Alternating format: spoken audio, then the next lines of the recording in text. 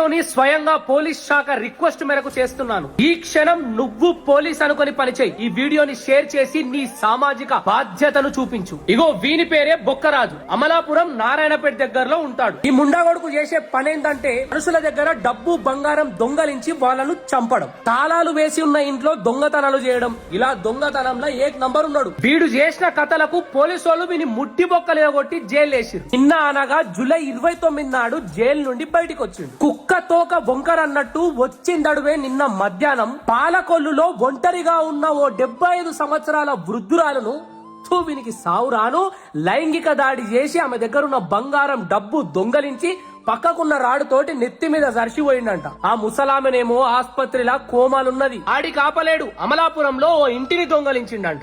వీడిని ఇడుచుడే గిట్ల చేస్తున్నాడేమ్రా అని పోలీసు అన్నలు మళ్ళా వెతుకుడు స్టార్ట్ చేసిర్రు. కాక దొరుకుతాడా పరారీలున్నాడు. తెలంగాణకు వచ్చిండేమో అని కూడా అనుమానిస్తున్నారు. ఈ బట్టెవాస్ దొంగగాడు రైల్వే స్టేషన్లల్లా, పార్క్లల్లా, బస్ స్టాండ్లల్లా వండుకుంటాడంట. ఈ వీడియోని అందరికి అందేలా షేర్ చేయండి. బట్టెవాస్ గాడు ఏడ దొరికినా వీనికి తంగిడి కబాబ్ చేసి 100 నంబర్ కి ఫోన్ కొట్టుండి. కుదిరితే కాల్ చేయలు కూడా కట్టే ఉండి. దొంగల ఏక్ నంబర్ ఉన్నాడు వీడు. ఇట్లా చేస్తే పోలీస్ అన్నలు మీకు బహుమతిని కూడా ఇస్తా అంటున్నారు. నువ్వు తెలంగాణలో కనిపిస్తే మాత్రం నిన్ను అన్న మీ అయ్య గుర్తొస్తాడ్రా నీకు.